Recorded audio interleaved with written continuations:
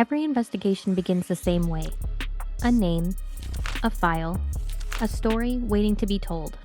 But every file begins with a life. I'm Rietta, and this is the Black File Project.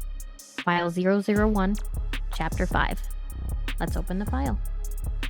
This week, we'll be diving into the letters between Heather and Robb. And we are currently at April 4th of 2017. So Heather is at work at Paulding County Probate Court when Andy decides to show up. And he isn't alone. He has Lexi with him, which is their daughter. Later, Heather sits down and writes to Robb about what happened during that visit. And from this point forward, Heather is going to do a lot of the talking because these aren't reconstructions of memories years later. Like I told you last week, these are Heather's words written while she was still living. So let's start there. According to Heather, Andy came into her office with Lexi and tried to speak with the judge. And Heather believed she knew why. She tells Robb that Andy was trying to get her fired. The judge wasn't there, so that conversation didn't happen. But according to Heather, the confrontation didn't end when she left work. It continued when she got home. And this is where I'm going to slow down just a little bit because I don't want to summarize Heather's account into a sentence when we have what she actually wrote. Heather tells Robb that Andy accused her of sleeping with him, or possibly sleeping with an attorney. She describes an argument that escalated inside of their home. And according to Heather, at one point, Andy locked her in their bedroom. When she tried to open the door, Heather says Andy threw her onto the bed and sat on her so she couldn't move. And to make it worse, Lexi saw the whole thing. Heather said Lexi began screaming. She then describes Andy taking off his belt and threatening to hit Lexi. There's a lot happening in this email, but what struck me the most wasn't simply Heather's description of the argument. It was what she said she was going to do next. Heather tells Robb she's going to get her clothes and she's going to stay at Pam's house. And then she says it. She says, "I'm done. I'm leaving." So this is a month prior. According to Heather, Andy's demeanor then changes. She said he became apologetic. And this is one of those moments where I don't think I need to add anything. Heather told Robb what she says happened. She told him what she intended to do. And she told him what happened afterwards. Robb responds. And what's interesting about these exchanges is that Robb isn't simply receiving information from Heather. He's reacting to it in real time. He urges Heather to involve other people. He wants her to tell Pam. He wants her to tell the judge. He doesn't want what she's describing to remain something known only between the two of them. And that becomes a recurring theme in their conversations. Robb wants Heather to tell someone. Heather, meanwhile, is trying to navigate what happens if she does. There's work, there's home, there's her kids, there's Andy. There's the practical reality of actually leaving a relationship rather than simply saying you're going to leave one. And this is just the beginning of their conversations because the next morning, Heather writes again. So now it's April 5th of 2017. Heather now says the argument has continued late into the night. She tells Robb that they have been up until approximately 3 a.m. She says her keys were taken, and she returns to what happened the day before. Then Heather tells Robb about something Andy allegedly said to her. And I want to use Heather's exact framing here because it's important. Heather writes that Andy told her, "I'll bury you before I sign divorce papers." And then Heather does something interesting. She interprets that statement herself. She writes, "I think that was a threat, but he said it was just an expression." That's important. I'm not labeling the statement from Heather. Heather did. She says she thought it was a threat. She also tells Robb that Andy said it was merely an expression. I'll leave that up to y'all. Robb's reaction, of course, is very different. He tells Heather that he believes Andy is extremely dangerous. He urges her to speak with someone about her safety and her daughter's safety. This isn't a conversation they're having months after the fact. This is April 5th, the morning after the events Heather described. And Heather is still there. She's still going to work.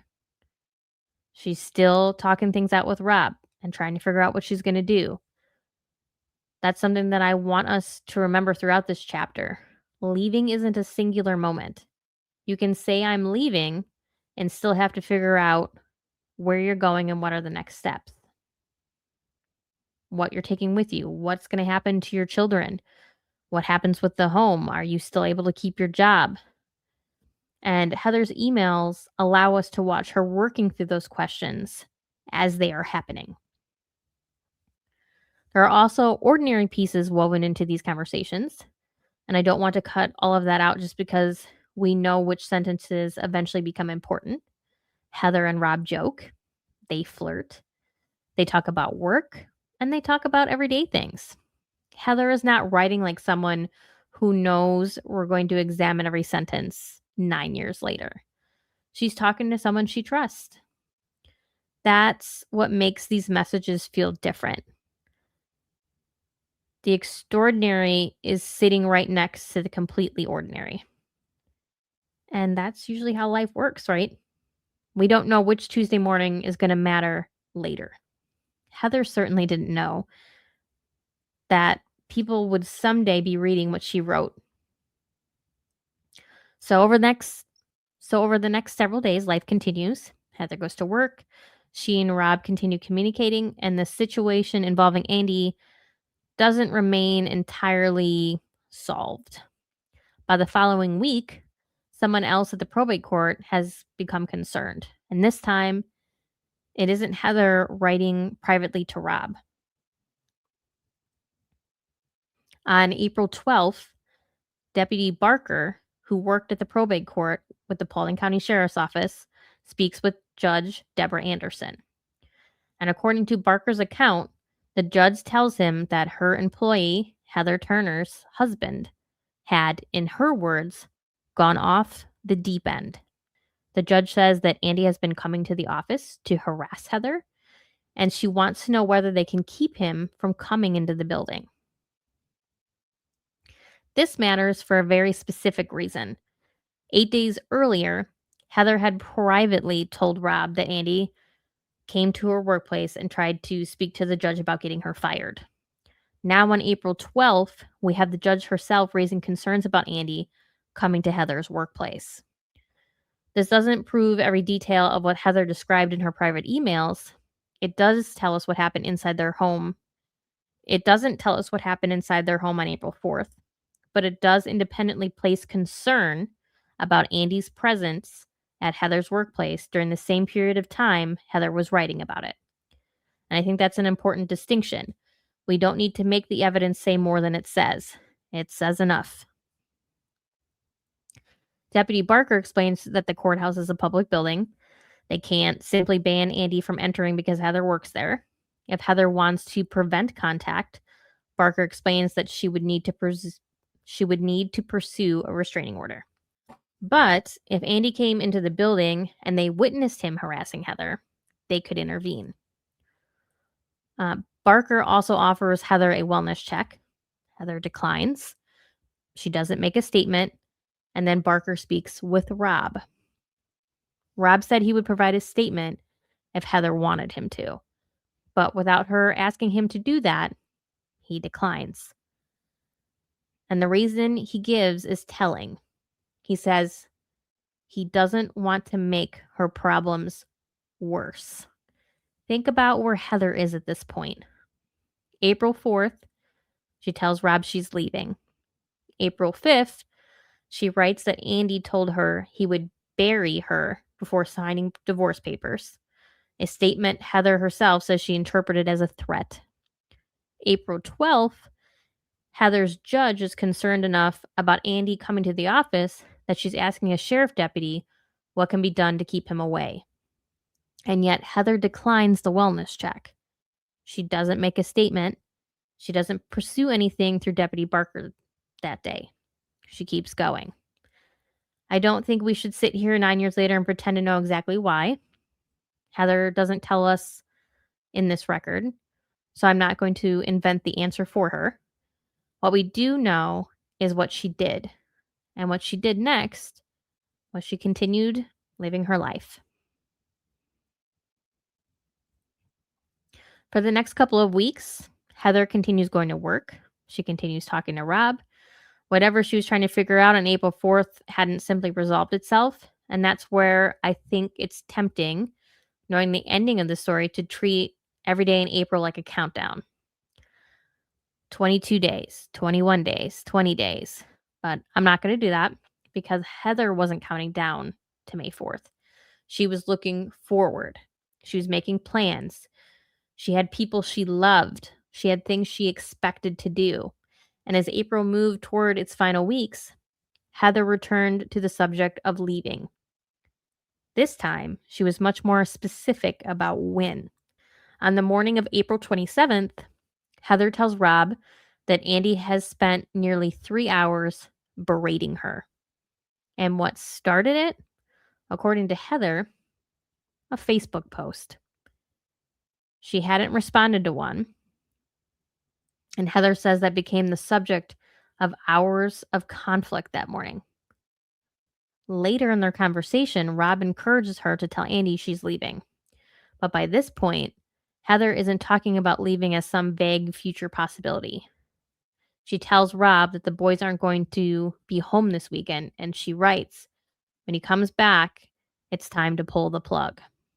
Robb responds immediately, and his concern is very specific. He tells Heather not to have that conversation alone, and he tells her to do it somewhere public. So now we're not talking about whether Heather wasn't happy.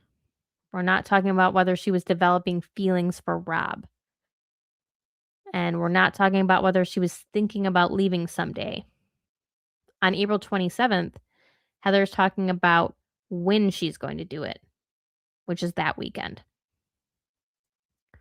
Unfortunately, the next day, Heather's grandfather dies. And just like that, everything in Heather's life becomes a little bit more complicated. It gets another layer. She's dealing with her marriage. She's trying to figure out how to leave her marriage. She's navigating this relationship with Robb. And now she's grieving her grandfather. Plans begin forming for a memorial service, a service Heather expects to attend, a service that will happen in May. And that's where the final days of April take us. Not towards someone who appears to be wrapping up her life, but towards someone talking about what she's going to do next. Someone making plans for May. And in the next few days, Heather is going to put some of those plans into words very clearly. We're now at April 30th of 2017. 2 days earlier, Heather's grandfather had died. By the 30th, Heather tells Robb that her grandfather has been cremated and that the family is beginning to make plans for his memorial service. She believes it's going to be held on May 20th. That date matters. Not because Heather could have known that she wouldn't be there. She couldn't. It matters because when Heather was looking at the calendar in front of her, she was making plans for it. May 20th existed in Heather's future. There was a service she was expected to attend, a family she wanted to grieve with, and a life she was still planning on living. And while Heather is grieving, her conversations with Robb continue.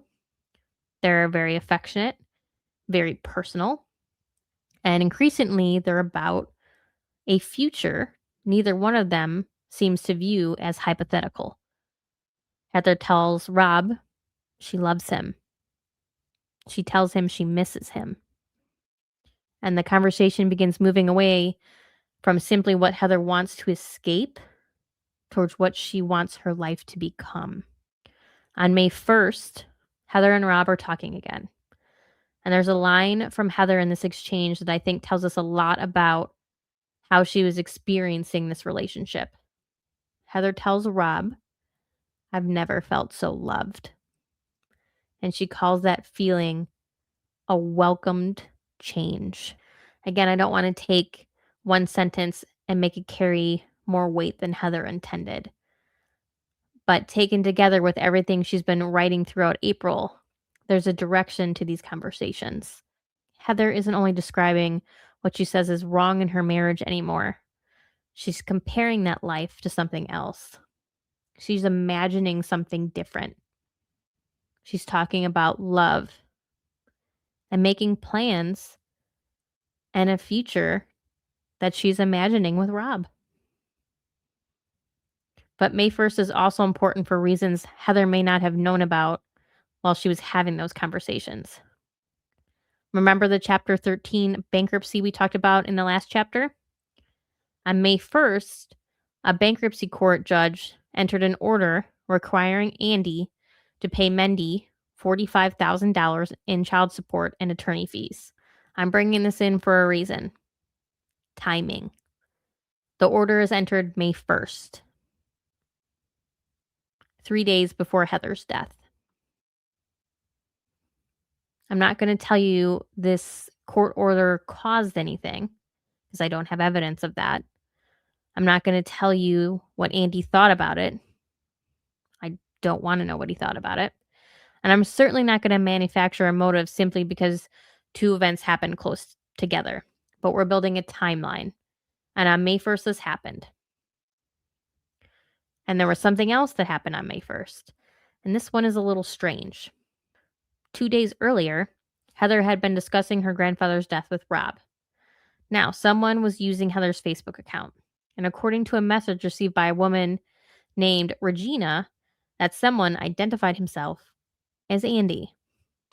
At 1:56 that afternoon, Regina receives a message from Heather's Facebook account.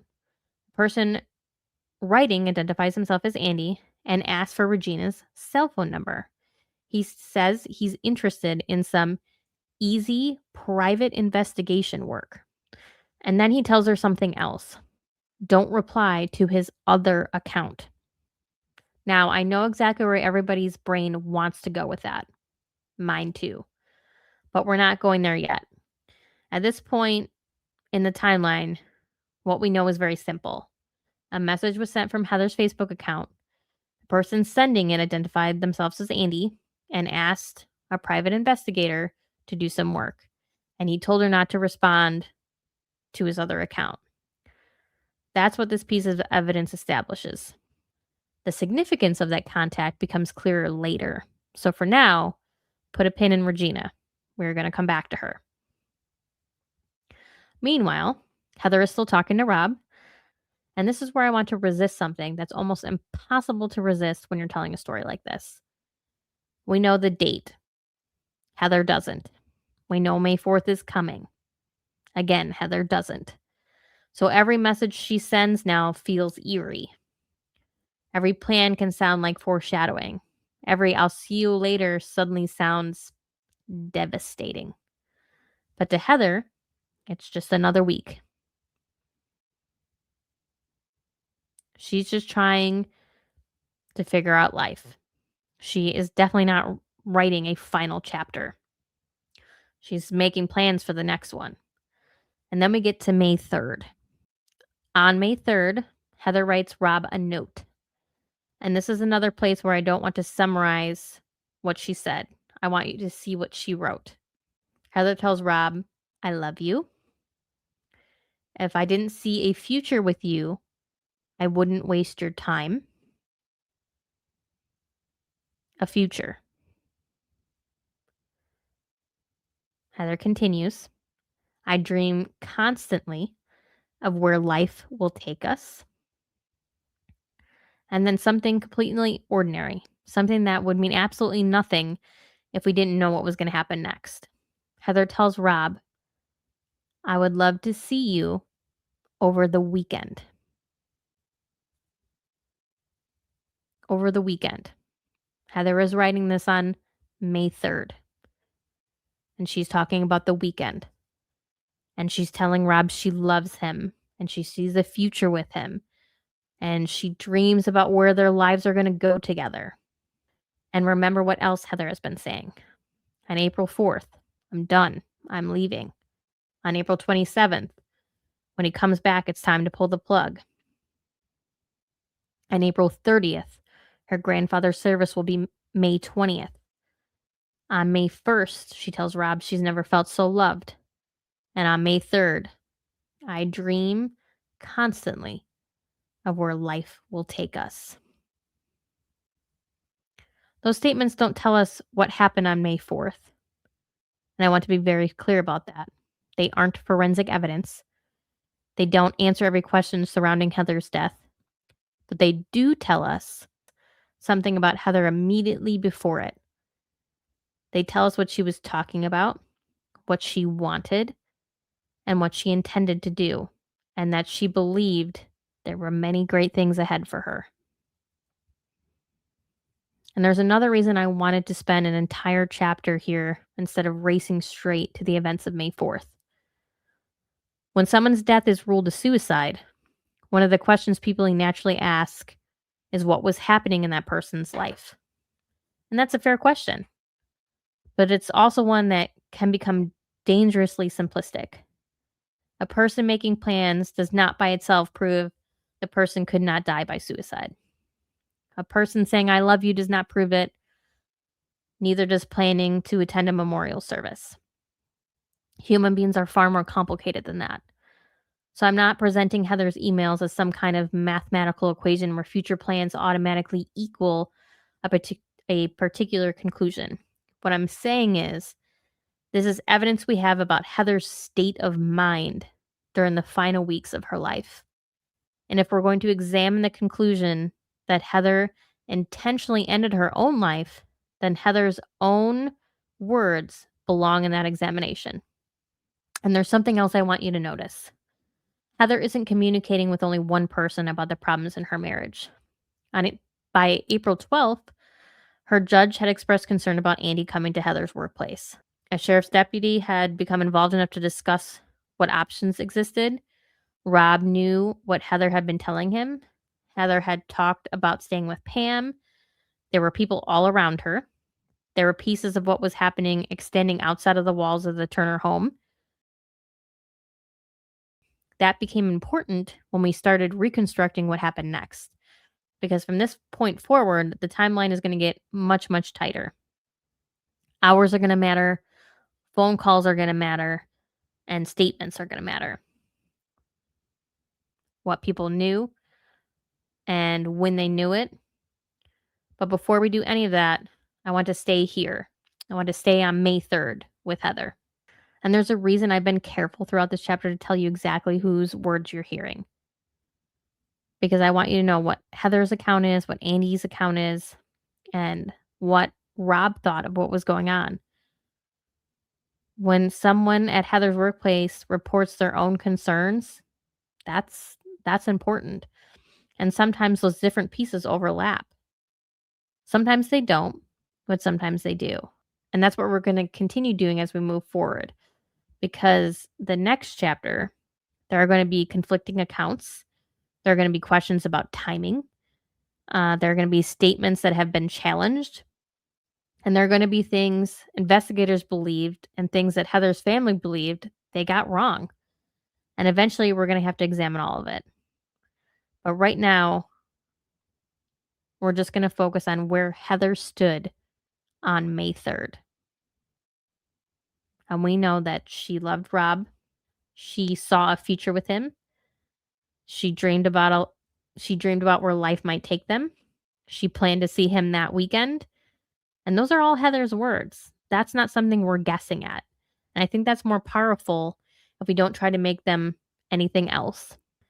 They may not solve the questions at the center of this file, but they do add a lot to it.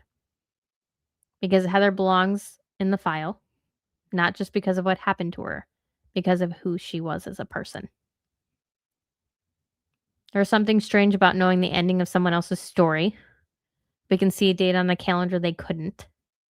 We can look at May 3rd and immediately think tomorrow. Heather couldn't do that. To Heather, May 4th was Thursday. And then came the weekend she wanted to spend with Robb. And after that, there was another week. And then on May 20th, she was supposed to be at a memorial service for her grandfather. That's the kind of things that Heather was looking towards. Why she wrote these messages to Robb. Because next, we're going to look at May 4th differently. We're really going to slow down the timeline.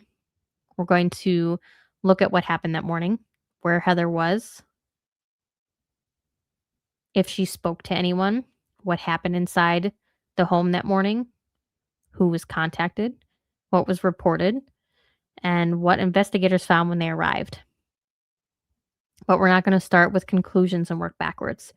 We're going to start with that morning and move forward, one event at a time.